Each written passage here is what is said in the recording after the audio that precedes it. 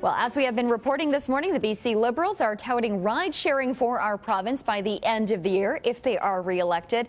Tyler Orton with Business in Vancouver is joining us now with more on how the business community is reacting to this. Tyler. Yeah, almost immediately, Surrey Board of Trade, Greater Vancouver Board of Trade, they issued releases praising the move, celebrating the fact that we're going to be seeing much more transportation options when it comes to both the region as well as the province. The other notable thing going on here is we actually already have a made in BC sort of service similar to Uber. This is a Vancouver-based company called Ripe Rides. However, the main difference here is they're only licensed for luxury sedans, so those are much higher prices than what Uber or Lyft is offering at this point. They actually have an application into the Passenger Transportation Board in order to get taxi licenses. They want 150 taxi licenses valid throughout all of the Greater Vancouver Regional District.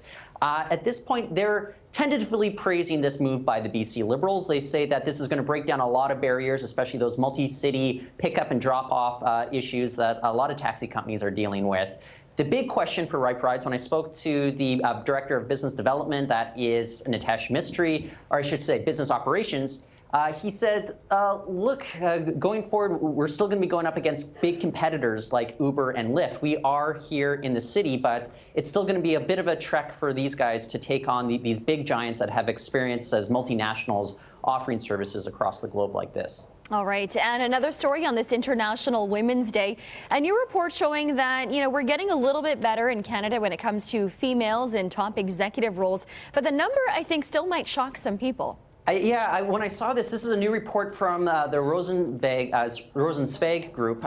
This is a Toronto-based company. They released their annual report showing how many women are in the top executive jobs at Canada's 100 largest publicly traded company. If we break down the numbers, I think, look, they're not great, but we are seeing some vast improvement. In 2016, 42 women were in top jobs like CEO, CFO, COO.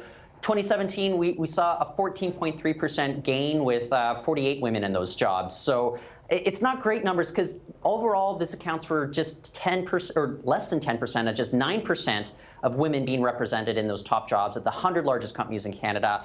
The other good news I could say here is that this is actually double the number that we had 10 years ago, but I think we really need to pick up the pace at this point if we're going to see a lot of more gender equality going on in Canada. Absolutely. All right, Tyler Orton with Business in Vancouver. Thanks, Tyler. Thank you, Sonia.